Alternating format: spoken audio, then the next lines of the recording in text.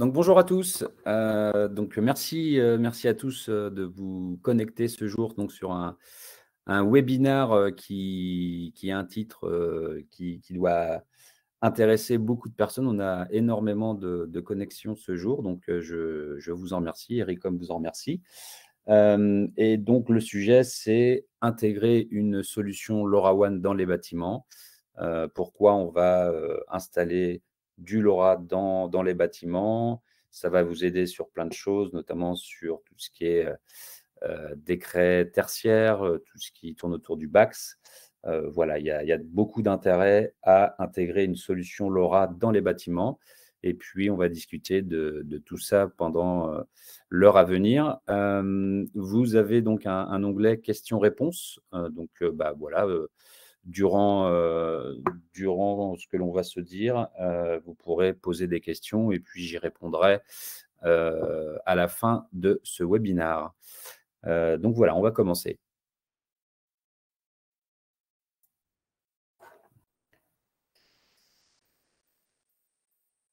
Donc le sommaire du jour, donc on va donc présenter Ericom voilà, très succinctement, savoir qui nous sommes.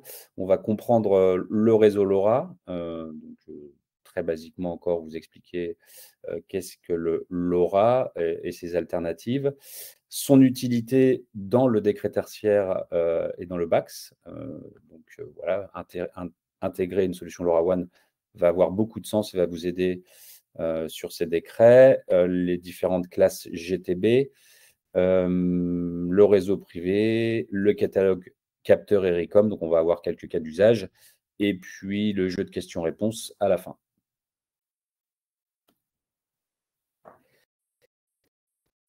Ericom. Donc Ericom, on existe depuis plus de 22 ans. On a notre siège social qui est à Paris, sur Montparnasse. On a d'autres localités en France. Donc on en a une à Saumur qui sont nos bureaux commerciaux et nos bureaux techniques. Donc c'est là que notre support technique est situé. Et puis on a tout ce qui est administratif et logistique qui est basé à Boufféré en Vendée. Voilà trois sites. Et voilà, nous sommes mobiles pour aller vous rencontrer aux quatre coins de la France. On est une équipe de 14 personnes. En question de chiffres, donc je disais plus de 22 ans d'expérience. Et puis, on a réalisé un chiffre d'affaires à un peu plus de 3 millions d'euros l'année dernière. On est une équipe commerciale riche, donc voilà, nous sommes 5 à vous aider sur différents sujets. Alors, il y a le sujet IoT, bien évidemment. Il y a le sujet plutôt, on va dire, machine to machine chez nous, donc qui peut aller s'interfacer notamment beaucoup dans l'industrie. Donc, chacun est capable de vous aider. Si vous avez la moindre question, nous sommes tous là pour vous aider. Alors, comment on fonctionne chez Ericom? Donc, notre business model, si je puis dire, on va avoir des offres à tiroir. Et ces offres à tiroir, donc sur le sujet du jour, par exemple, eh bien, on a tout un panel de capteurs avec différents fabricants. Et ce panel va vous aider à aller chercher tel ou tel cas d'usage. Donc, voilà, pour n'importe quelle demande, on va vous diriger vers la solution la plus appropriée à votre besoin. Tous ces capteurs vont devoir dialoguer, envoyer de l'information sur une infrastructure réseau. Donc, ça peut être forcément du LoRaWAN ce jour, mais voilà, on a des sujets encore en Sigfox, on fait encore de la radiofréquence, bien évidemment tout ce qui touche au cellulaire, 4G et 5G. Une fois que voilà, on utilise ce réseau, il va falloir emmener ces informations sur votre propre instance, on va dire, sur vos serveurs, sur rester en local, mais on a aussi une plateforme IoT. Donc voilà, on a différentes plateformes, on a une plateforme générique qui peut remonter tout type d'informations, tout type de données avec des alertes, des seuils paramétrables, voilà, une plateforme bien en place. Et puis, tout ce qui touche aux services, ça, c'est nos propres services Ericom. Donc, nos services Ericom, ça va être, par exemple, l'étude de couverture LoRa d'un site, d'un bâtiment, d'une ville. Donc ça, on le fait de plus en plus. On va aussi faire tout ce qui est formation, voilà, tout ce qui est service IoT. Donc, c'est des offres à tiroir. Et voilà, vous choisissez jusqu'où vous voulez aller. On peut vous aider sur ces 4 briques.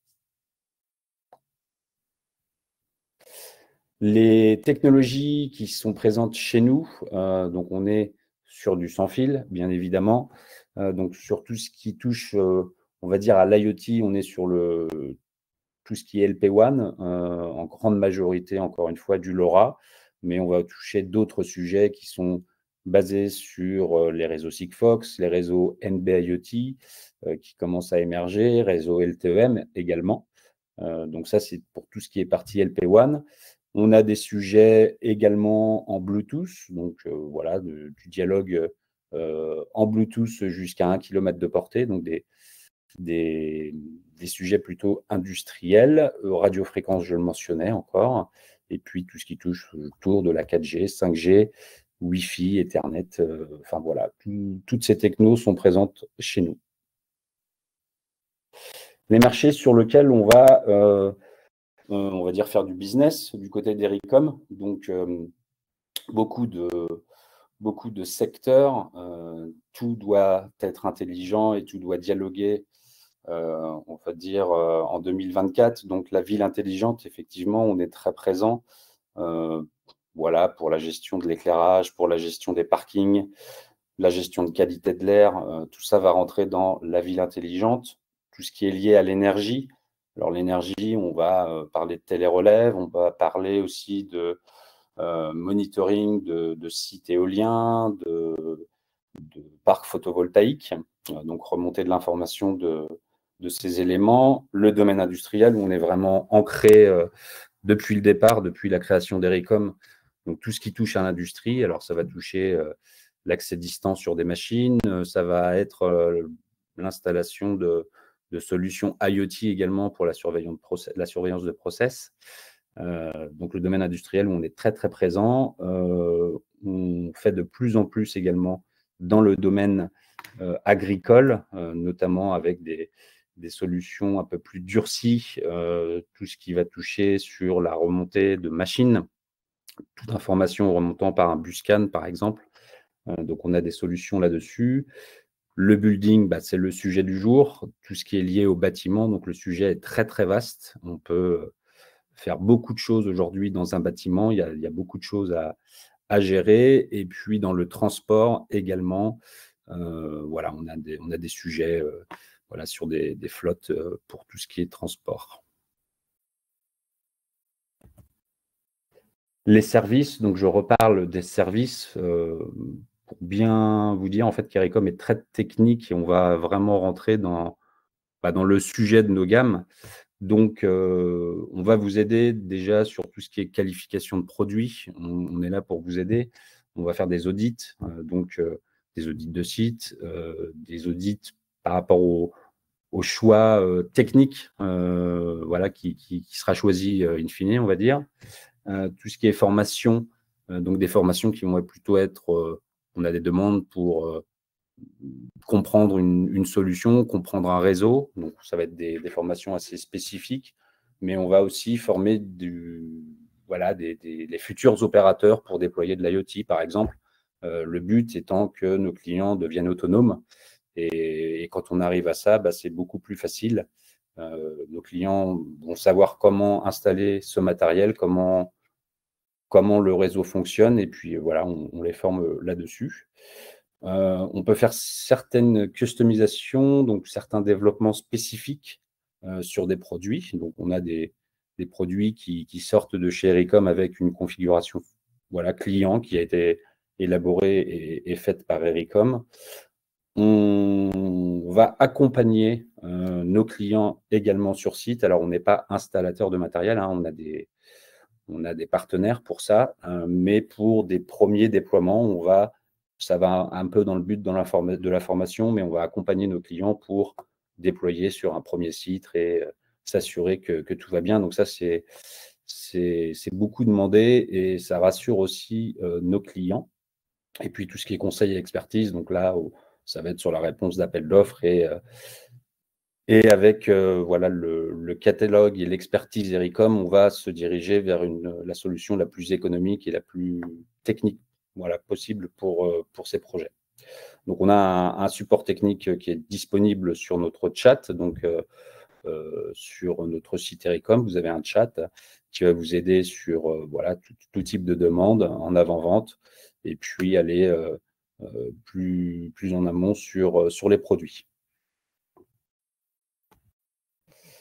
Les autres services, on a également des services qui sont liés à nos produits. Donc, on va avoir par exemple sur l'aspect LoRa, donc le cœur de réseau LoRa, on a notre propre cœur de réseau LoRa qui peut être proposé, qui s'appelle le LNSR.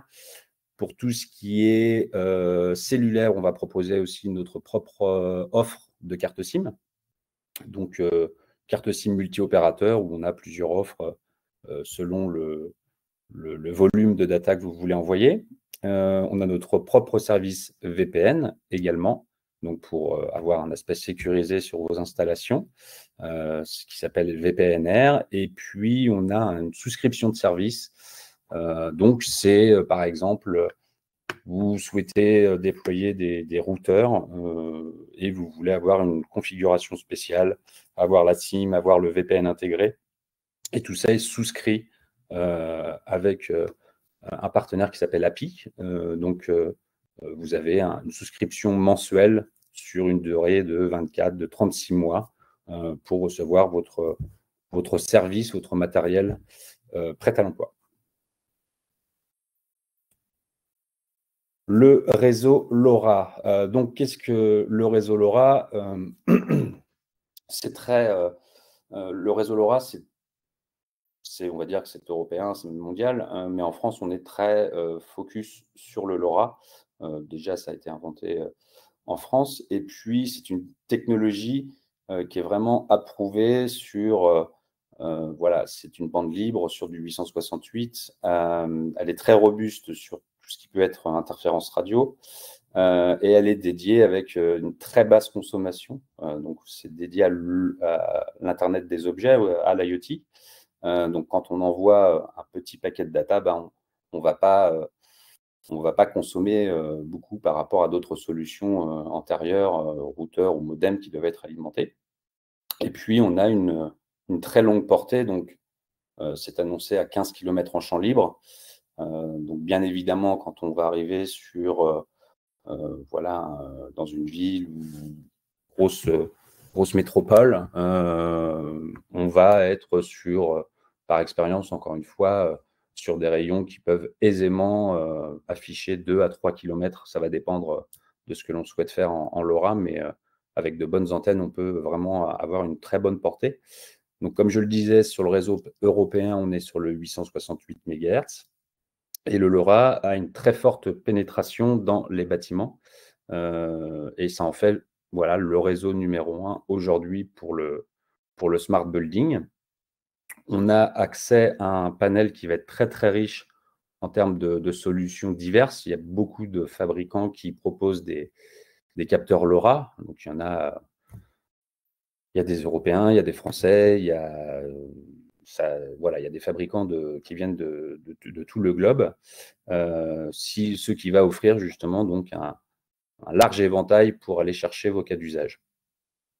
Le LoRa aussi, c'est là où il est vraiment fort, c'est qu'on peut choisir plusieurs types de fonctionnement.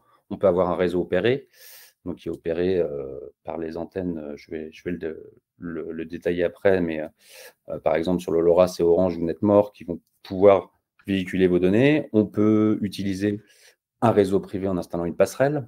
Donc là, dans le smart building, ça a beaucoup de sens. Et puis, l'aspect communautaire également, on peut utiliser un réseau TTN qui peut être présent là où vous vous trouvez. Et l'aspect privé vous permet d'être maître de votre réseau. Donc ça, c'est très important. On peut aussi rester en local. C'est une demande qui est de plus en plus actée, on va dire. Et puis, c'est vrai qu'on est sur des produits qui sont très faciles à installer, puisque dans la majorité des cas, on va avoir des produits qui sont sur batterie, sur pile, donc pas besoin de câblage.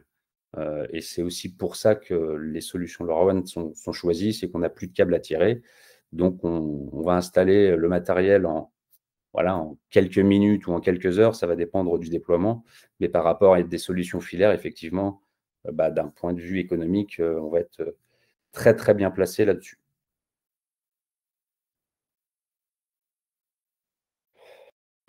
Donc, comme je le disais, on peut choisir plusieurs réseaux. Le réseau basique, ça va être un réseau opéré, LoRaWAN. Donc, comment ça fonctionne? Eh bien, écoutez, vous avez donc Netmore qui a repris une partie des antennes Obgenius, puisqu'Obgenius arrête, et puis Orange avec LiveObject. Ils ont des antennes qui couvrent tout le territoire français et vous allez appairer donc vos capteurs sur ce réseau opéré. Et puis après, aller chercher vos données sur le back-end de l'opérateur pour aller récupérer vos datas de capteurs. Le cas d'usage du réseau opéré, ça va être en grande majorité, par exemple, de la télérelève de compteurs d'eau. Donc, l'intérêt, c'est d'avoir voilà, beaucoup de capteurs de points de mesure à aller chercher un peu partout. Et là, installer un réseau privé n'a pas trop de sens puisqu'on va avoir plein de petits points et on va s'assurer qu'on est bien couvert par l'opérateur. Et on va utiliser dans ce cas-là un réseau opéré. On pourrait aussi également utiliser un réseau opéré dans les bâtiments, mais il faut savoir qu'il y a une souscription annuelle par capteur auprès de l'opérateur. Et voilà, le réseau privé va vous permettre de ne pas avoir voilà, cet abonnement capteur. Et puis, il faut savoir si on est bien couvert dans un bâtiment. Donc, le réseau privé, qu'est-ce que c'est? On ne va pas appairer les capteurs sur le réseau opérateur, mais sur une passerelle. Une passerelle, une gateway, une antenne, on peut même appeler ça une box quelquefois. Donc, qu'est-ce qu'elle va faire cette passerelle? Eh bien, elle va le collecter. On vient installer donc une passerelle sur site et elle va venir collecter toutes les datas des capteurs qui seront appairés sur cette passerelle. Donc ça, c'est plutôt bien. Et derrière, on peut véhiculer la donnée récoltée soit vers une plateforme, soit vers votre instance, ou on peut rester en local sur un automate avec des sorties qui vont être dédiées à des réseaux, des protocoles plutôt bâtiments de type Modbus ou BACnet. Donc là, concrètement, on va aller chercher une GTB, pourquoi pas, et on va dire que le réseau est local. On peut ressortir sur du cellulaire également, on peut choisir des passerelles en Ethernet, ça c'est au choix. Et on a toute une large gamme, on va dire, de passerelles. Ça va dépendre de ce que vous voulez faire derrière. On a des passerelles qui sont voilà, très basiques pour récupérer du LoRa et repartir en MQTT derrière. Donc ça, c'est très basique. Et puis on a des passerelles un peu plus durcies, des passerelles outdoor aussi. Donc, si on veut couvrir un large territoire, on a des passerelles en IP67, IP68. Et tout ça va être relié sur un cœur de réseau. Donc, un cœur de réseau, comme je le mentionnais, LNSR, où on peut mettre un cœur de réseau embarqué dans les passerelles. Donc, le cœur de réseau, c'est l'intelligence LoRa. C'est lui qui va aller déterminer quelles sont les actions à faire par rapport aux informations qu'on reçoit des capteurs. Donc, voilà le réseau privé LoRa. Et aujourd'hui, dans un déploiement, dans un bâtiment, dans du building, c'est la solution numéro 1. Si on a voilà, 5, 10, 100 capteurs, il y a tout intérêt à installer ce type de réseau.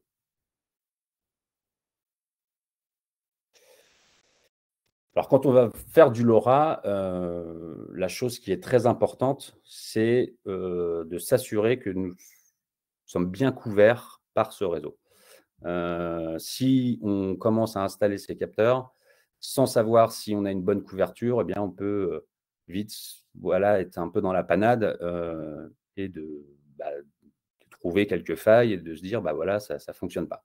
Donc, un test de couverture, c'est ce qu'on dit à tout le monde, à tous nos clients. Il faut commencer par ça. Alors, on a un outil qui s'appelle le Netwo, donc qui est fabriqué par Wateco, qui est un superbe outil Donc, c'est un petit testeur où dessus, vous allez pouvoir tester jusqu'à 3 réseaux différents sur le même appareil. Donc, c'est le seul sur le marché aujourd'hui qui est capable de le faire. Donc, un peu plus techniquement, c'est qu'il est capable de générer 3 DVI. Aujourd'hui, un capteur a un numéro d'identification unique et vous pouvez l'appairer sur un seul réseau. Donc, il y a la possibilité de générer 3 autres DVI pour aller chercher 3 réseaux. Donc, on pourrait tester un réseau opérateur Orange, par exemple, dans un premier lieu. Est-ce que je suis couvert par Orange? Et tester la couverture de sa passerelle, de son réseau privé également sur le même appareil. Comment ça fonctionne? Donc, on a un petit boîtier avec un bouton où on va appuyer dessus. Il est sur pile, hein, et puis on va déjà avoir un jeu de LED sur les trames montantes et les trames descendantes par rapport au réseau que l'on va tester. Donc visuellement, vous allez déjà avoir une idée de ce qui se passe. Et puis, on a une application également, iOS ou Android, qui va être déportée sur votre mobile, téléphone mobile. Et là, on va avoir des données un peu plus détaillées. Voilà, le nombre d'antennes touchées, le niveau de RSSI, plein de choses un peu plus techniques. Et de cette application, on va pouvoir envoyer ces rapports par email. Donc, c'est vraiment un outil indispensable pendant vos déploiements LoRa. Il va faire une réelle simulation du réseau puisque l'antenne est interne, on n'a pas une antenne externe à gain dessus. C'est aussi pour ça qu'il est performant. On va pouvoir le tester dans une situation de déploiement. Pourquoi? Puisque vous avez l'application et votre mobile, on va pouvoir le positionner dans une bouche, dans un regard, un sous-plafond, une armoire. On va y fermer voilà, la bouche ou l'armoire. Vous allez avoir tout est déporté sur votre mobile en Bluetooth, ce qui fait que vous êtes en réelle situation de déploiement du capteur.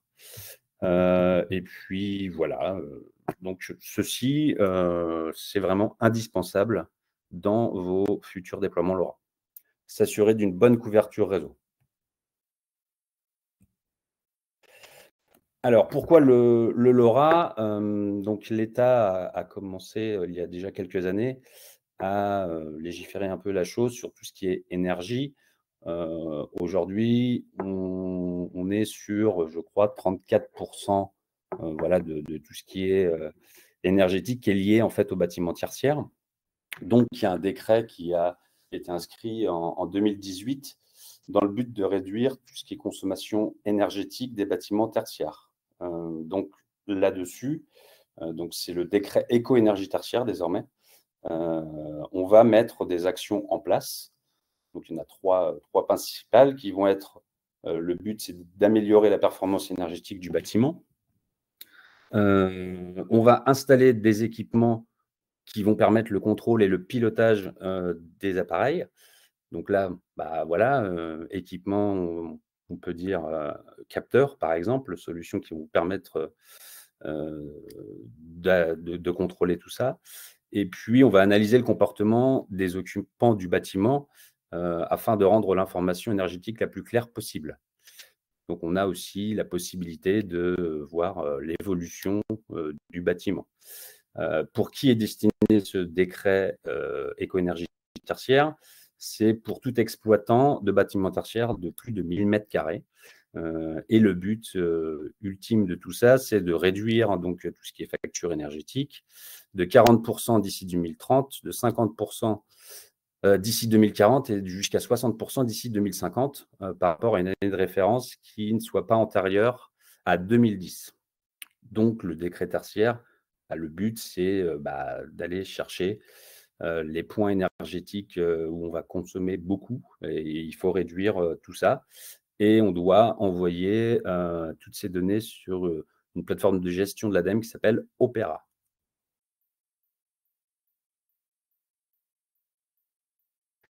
On a le décret BAX également, donc Building Automation et Control System. Donc lui, il émane un peu du décret tertiaire. Il existe depuis 2021. Et il ajoute l'obligation aux exploitants tertiaires de bâtiments qui soient neufs ou existants, c'est d'équiper son parc avec un système d'automatisation et de contrôle. Donc, ça va parler derrière de GTB. Donc, les actions, c'est on va installer une GTB de classe A ou de classe B, selon la norme NF-EN ISO 52120-1. Pardon. Alors, il y a d'autres classes, mais les classes A ou B sont les plus performantes. On va synchroniser les besoins du bâtiment et ajuster la consommation en temps réel par rapport aux données que l'on va recevoir.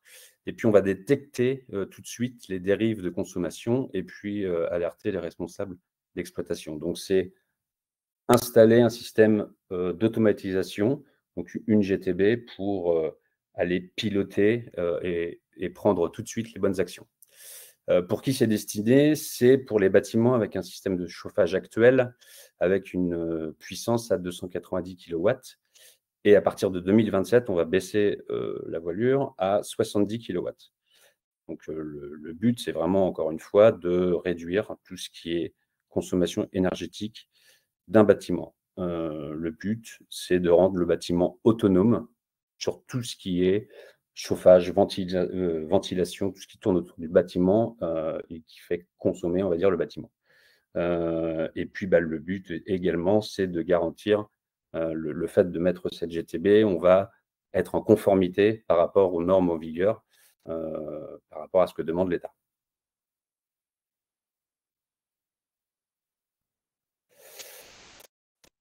Donc, les classes GTB, il existe 4 classes aujourd'hui, A, B, C ou D. Seules les classes A et B sont avantageuses dans le contexte d'économie d'énergie.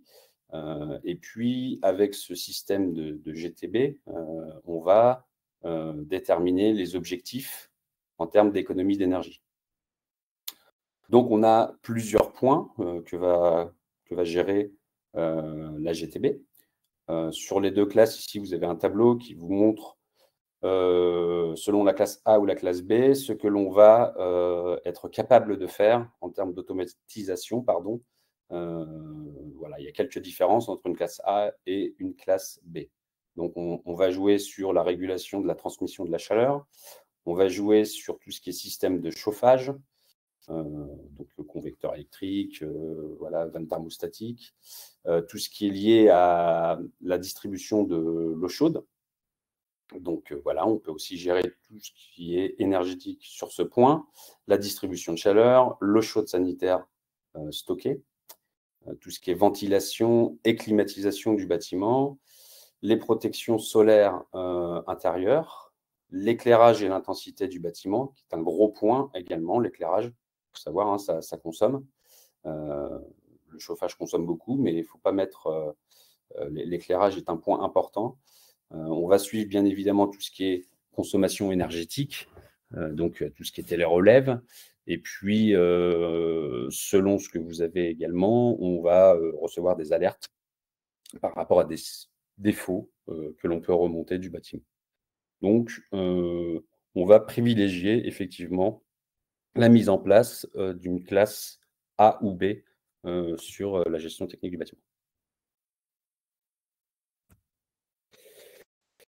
Alors, quand on vient installer ce type d'équipement selon le décret, eh bien, l'État a décidé aussi de donner un coup de pouce, donc avec les primes CE, certificat économie d'énergie. Donc ça existe depuis de longues années, depuis 2005. Et c'est une prime qui est sur le principe du pollueur-payeur.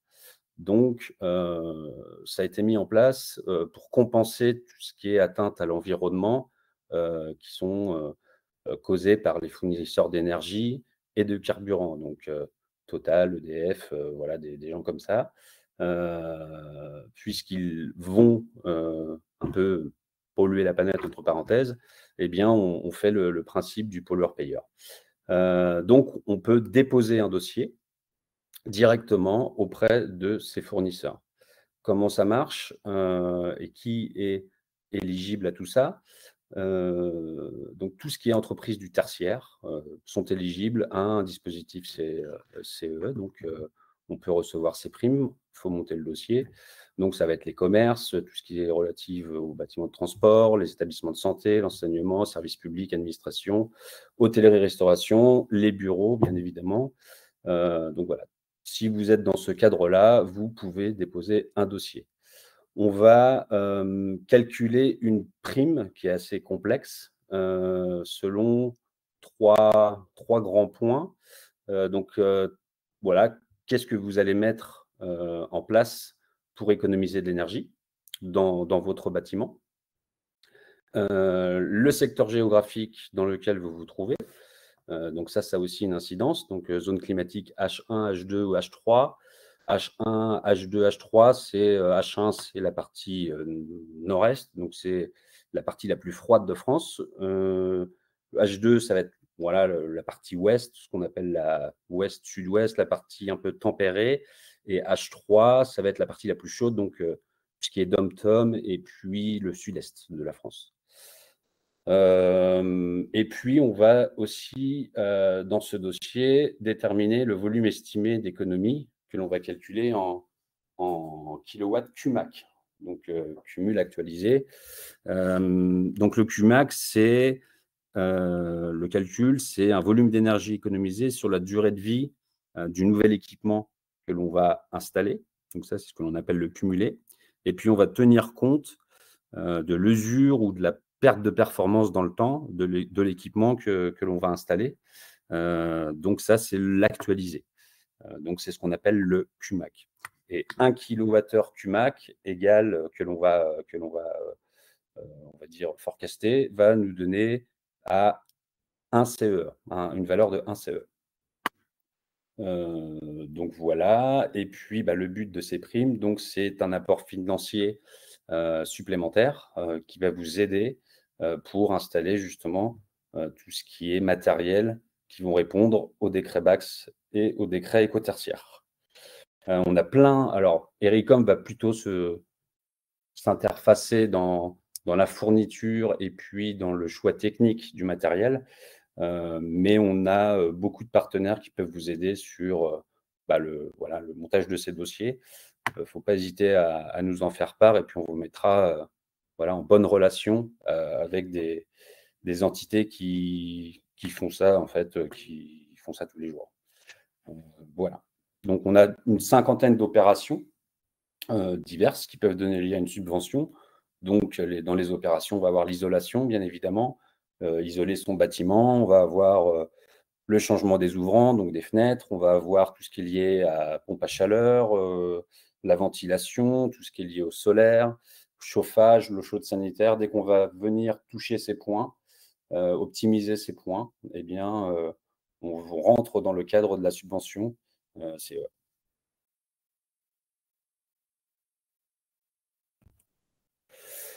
Donc là, on va détailler quelques cas d'usage. Donc, cas d'usage LoRa qui vont rentrer dans ce cadre, on va dire, législatif, voilà, qui vont s'interfacer avec une GTB, par exemple, et on a bon nombre de solutions. On ne va pas tout détailler, mais on va vous mettre les points les plus demandés actuellement. Donc, on mentionnait tout ce qui était chauffage. Donc, on a notre best-seller aujourd'hui qui est le feed pilote, puisque dans les bâtiments existants, vous allez avoir encore beaucoup de convecteurs électriques. Donc, pas sur du neuf, mais voilà, sur l'existant, on a beaucoup de convecteurs électriques et on a ce capteur fil pilote qui va permettre donc de prendre la main sur ce convecteur et puis d'aller gérer les 6 ordres du fil pilote. Donc, les 6 ordres, ça va être le confort. Donc, on va gérer en fait le point de consigne. On va avoir le mode éco, le mode antigel, le stop, donc c'est éteindre le chauffage, et puis le confort -1, confort -2. Donc ça, c'est encore une fois, c'est un peu propre à la France, tout ce qui est convecteur électrique. Et on va pouvoir économiser de l'énergie puisqu'on va rendre le convecteur électrique communicant et prendre des actions beaucoup plus affinées pour réduire la facture. Donc, très simple d'utilisation. C'est un tout petit capteur qui va se positionner derrière ou à côté. Ça va dépendre visuellement de ce que vous voulez. On va piloter les charges, hein, effectivement, de ce convecteur. Donc voilà, il rentre dans ce cadre BAX sans aucun souci. Et aujourd'hui, c'est vrai que c'est un produit que l'on déploie vraiment en grand volume. Donc, si on n'a pas de l'électrique, on a aussi tout ce qui est radiateur à vanne thermostatique, donc un peu le même principe. On va installer un capteur intelligent, LoRa, sur ces vannes. Donc, on a une solution actuellement qui va permettre le contrôle automatique et intelligent du chauffage qui va être basé sur la température ambiante. Donc, encore une fois, on va gérer la température de consigne. Et puis, sur ce produit que l'on propose, on va pouvoir aussi gérer un aspect calendrier. Donc, le week-end, on sait qu'il n'y a personne dans les bâtiments, bien du coup, on va éteindre. On peut gérer jusqu'à 16 programmes différents directement dans la tête. Elle est capable aussi de détecter si une fenêtre est ouverte ou pas. Donc, s'il y a une variation de température très importante à la baisse, voilà, ça détecte une ouverture de fenêtre, donc on va prendre les dispositions. Alors, selon les marques de radiateurs, de fabricants de radiateurs, on va avoir plusieurs types d'adaptateurs disponibles pour tout type de marque. Donc, basiquement, on a, voilà, dans 90% des cas, la connectique de cette vanne permet de s'interfacer sur tous les radiateurs, mais on a des adaptateurs qui peuvent s'ajouter pour aller chercher d'autres marques. Ce qui est intéressant également, c'est que c'est une intégration directement sur les GTB. Donc, on a du BACnet qui peut être facilement intégrable sur du protocole demandé BACnet sur des GTB. Et puis, c'est une configuration très facile en NFC via un smartphone, par exemple, où on vient déjà déterminer voilà, le calendrier directement sur la tête. Alors, donc là, on était sur la gestion de chauffage. Et puis, on va aussi pardon, corréler ces informations avec tout ce qui est confort intérieur et qualité d'air.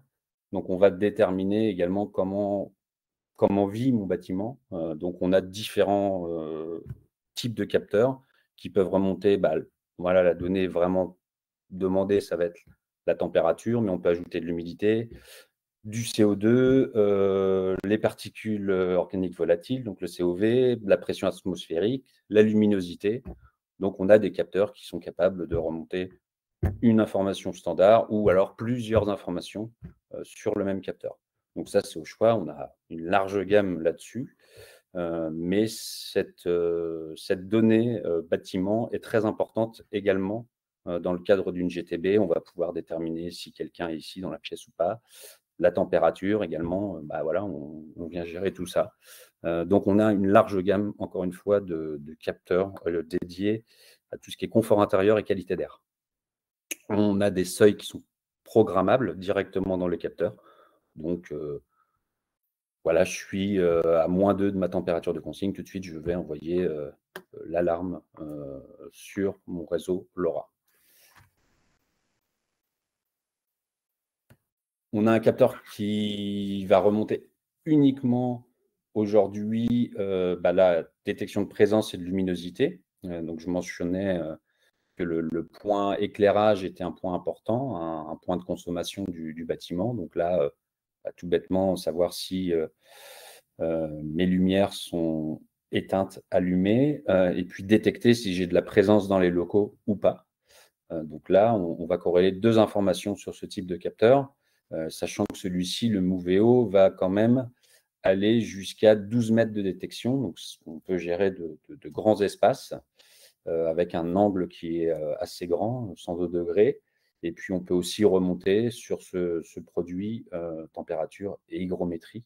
Donc voilà, c'est des produits qui sont beaucoup demandés aujourd'hui dans ces décrets. On mentionnait également le réseau de chaude sanitaire. Donc, on vient avec un capteur muni d'une sonde déportée simple ou double sonde, aller chercher tout ce qui est départ et retour de chaude sanitaire.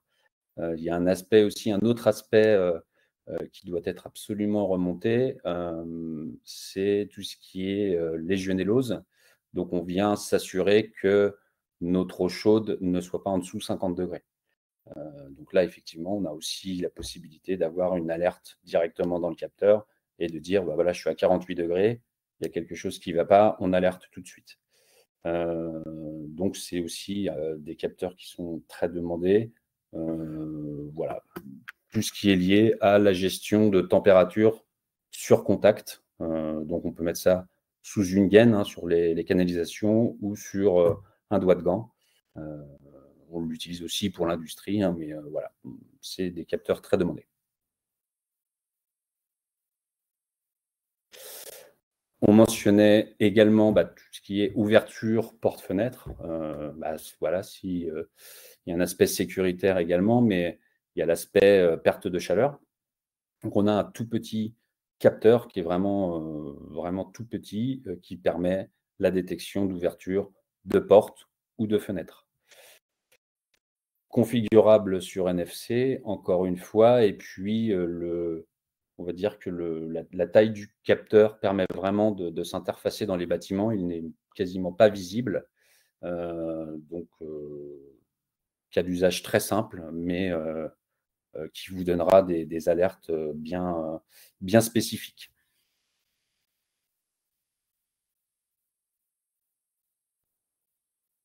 Sujet très important également, c'est tout ce qui est télérelève de compteurs. Donc, on va télérelever du compteur électrique, compteur d'eau, compteur gaz, pourquoi pas. Et on a tout type de capteur, chez Wateco également, encore une fois, qui peut remonter voilà, l'index via du pulse. Donc, on a un capteur qui s'appelle le Pulse Senso, où on peut voilà, télérelever jusqu'à 3 compteurs sur le même capteur. Donc là, on vient chercher une tête d'impulsion, une sortie impulsionnelle sur un compteur et on remonte l'index, tout simplement en LoRa. Pour tout ce qui est électrique, on a un capteur TIC, donc téléinformation client, tout compteur Enedis. On va relever toutes les valeurs de la TIC avec une large compatibilité de compteurs aujourd'hui sur le marché. Donc tout ce qui est compteur Enedis et puis les Linky, pourquoi pas. Les seuls n'étant pas gérés étant les compteurs Saphir. Et tout élément, voilà, toute valeur de la TIC est remontée en LoRa. On peut alimenter le boîtier en externe avec un pack pile, on peut l'alimenter directement en 230 ou directement par la sortie TIC du compteur Linky, par exemple. Voilà, on a aussi la possibilité de le faire avec du flash LED lumineux en façade. Donc, on a un autre capteur qui s'appelle le Flasho et on vient compter les flash LED générés par le compteur qui vont donner un index. Donc, on a des versions IP55, IP68 plutôt pour l'eau, et on vient télérelever la consommation eau, élec ou gaz. Tout ce qui est sous-comptage triphasé, wattmètre, le compteur Trifaso chez Wateco permet de remonter tout ce qui est énergie électrique, donc d'une installation triphasée, voire 3 départs monophasés. Donc, c'est livré avec des tors ouvrants ou des boucles de Rogowski. Ça va dépendre des versions, de l'intensité que vous voulez mesurer. Donc, on a des plages de 0 à 60 ampères, de 0 à 400 ampères. Donc, ces deux premières versions sont livrées avec des tors ouvrants, avec un diamètre différent, ou voire 0,4000 ampères avec des boucles de Rogowski. Puisqu'on a des sections qui sont beaucoup plus grosses, hein, sur du 0,4000, on peut aller jusqu'à du 175 mm en diamètre de section. Et puis là, on remonte sur le LoRa, sur le réseau LoRa, tout ce qui est puissance active et réactive, les énergies actives et réactives du bâtiment. Donc, voilà, c'est un compteur capteur ride-in. On peut déporter l'antenne. Et puis, c'est un produit qui est alimenté, hein, bien évidemment. Et on va remonter tout ce qui est énergie. Des nouveaux capteurs qui sont arrivés sur le marché en début d'année. Donc là, ça va être tout ce qui est lié au thermostat. Donc, on va avoir un thermostat connecté LoRa. Le but étant de contrôler tout ce qui est chauffage, ventilation, pardon, et ventilo-convecteur. Donc là, on a un partenaire qui propose ce type de capteur. On va effectivement avoir beaucoup d'actions possibles sur le bâtiment. On a aussi, encore une fois, la possibilité d'avoir du BACnet derrière, donc c'est très, très bien pour relier sur une GTB. Et puis, on a plusieurs modes de fonctionnement. Par exemple, on a 4 contrôles de température qui vont être personnalisables, un peu comme le fil pilote. Et puis, on va pouvoir gérer 3 modes de ventilation. On peut insérer encore une fois un calendrier dedans, ce qui est plutôt bien. Donc voilà, ça, c'est des produits qui commencent à émerger sur le marché. Donc avoir un thermostat connecté, LoRa, qui est tactile avec la possibilité de prendre manuellement la main dessus, mais il envoie surtout ses informations en LoRa. On mentionne aussi dans ces décrets la maintenance, l'état des équipements.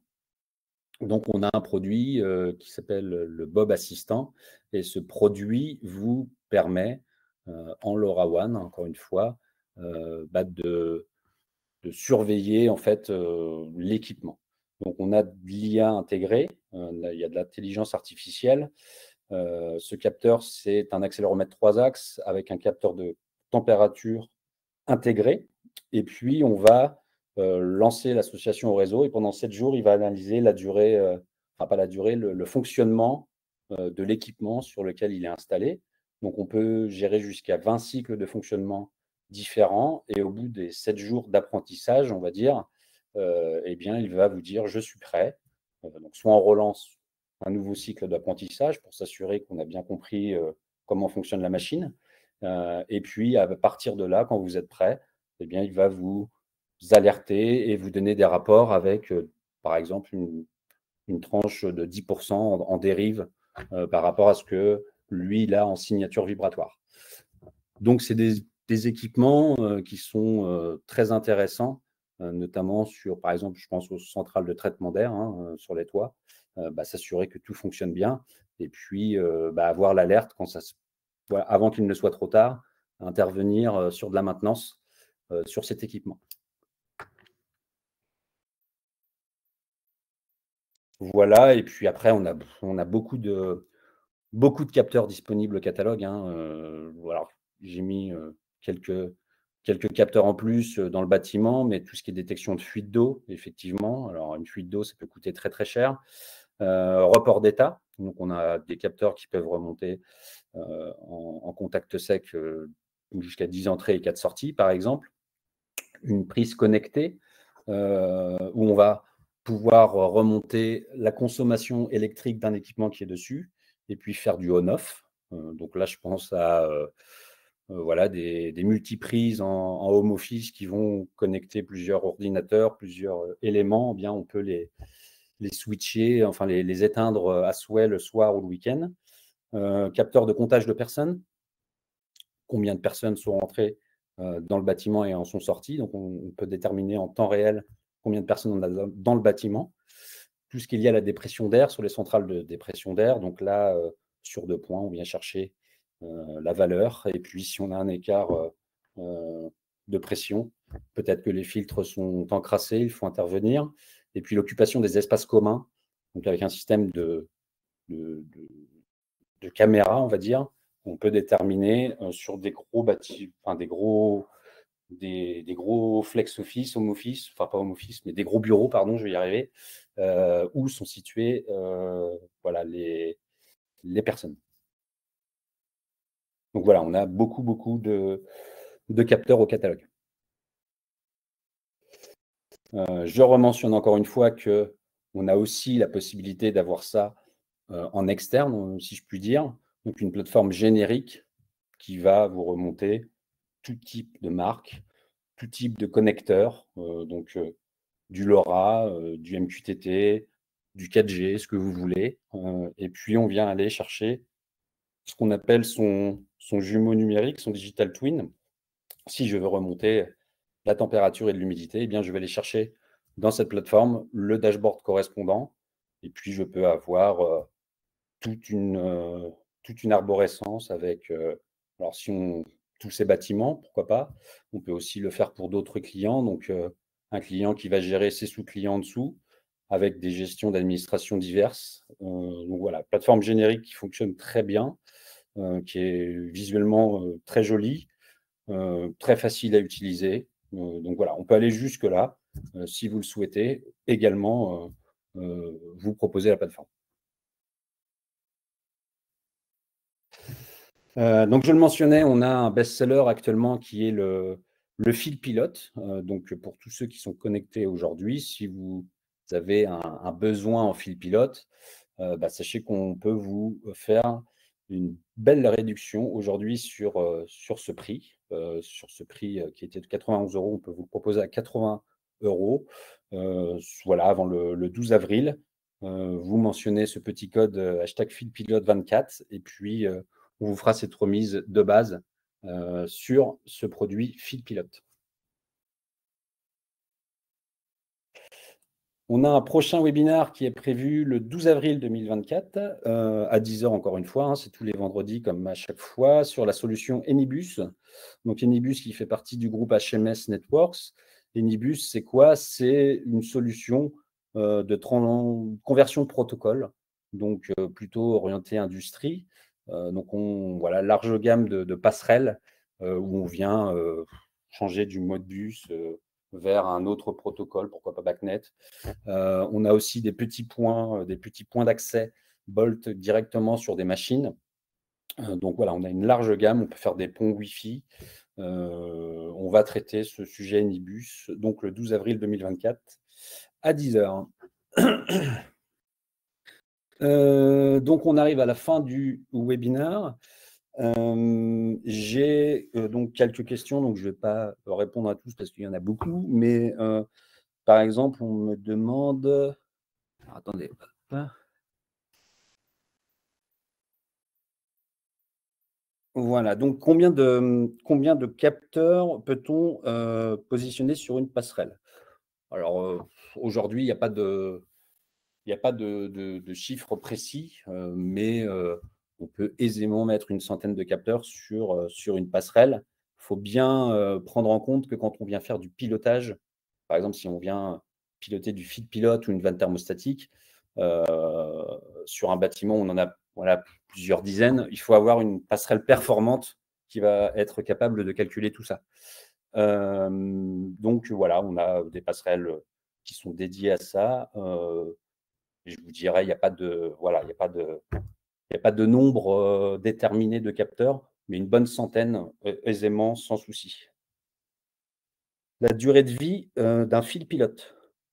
Bah, la durée de vie, alors si vous mentionnez la durée de vie batterie, c'est alimenté, donc durée de vie, ça va être l'électronique, hein, mais il n'y a pas de durée de vie annoncée sur un fil pilote. Donc voilà. Possibilité d'avoir des capteurs de niveau d'eau ou de pluviométrie.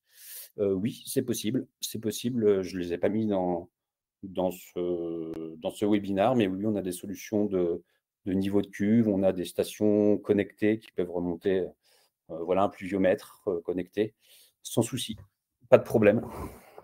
La passerelle LoRaWAN peut-elle prendre des actions de pilotage?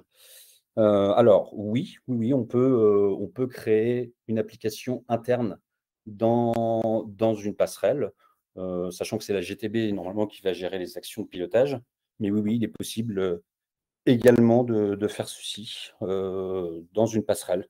Voilà, il ne faut pas hésiter à nous demander comment faire, mais on peut le faire. Est-ce que vous pouvez intégrer d'autres capteurs que votre catalogue? Ça se discute, oui, oui, on peut intégrer dans nos passerelles tout type de capteurs. Il y a pas de problème à ça. Il faut juste nous demander et puis oui, on peut intégrer tout ça. Pas de problème. Si j'en ai d'autres encore. Quelle est la fréquence maxi d'acquisition d'un point de remontée en LoRaWAN? Alors le LoRa est plutôt orienté à 10 minutes max par message, heu, mais on peut prendre un échantillonnage à la minute et envoyer les datas, par exemple toutes les heures. Donc ça, c'est ce qu'on appelle le mode batch. Donc on peut prendre des points, plus réguliers, Voilà, on peut descendre à la minute, pourquoi pas, et puis envoyer sur le réseau LoRa ces informations toutes les 10 minutes ou toutes les heures. Faut savoir que sur un capteur sur batterie, plus on va envoyer d'informations, plus on va solliciter la batterie, donc la durée de vie sera bien évidemment amoindrie. Mais voilà, on peut aussi vous guider là-dessus et vous donner voilà, selon votre cas d'usage, quel est le ratio le plus économique pour vous. Voilà, bah, écoutez, je répondrai à chacun de vous par email. Toute cette présentation vous sera envoyée également par email. On aura un replay sur notre chaîne YouTube. Donc voilà, vous avez mes coordonnées. Si vous avez la moindre question, n'hésitez pas. Et puis, je vous remercie pour ce temps consacré au webinaire. On reste en contact et on vous dit à très bientôt. Merci, au revoir.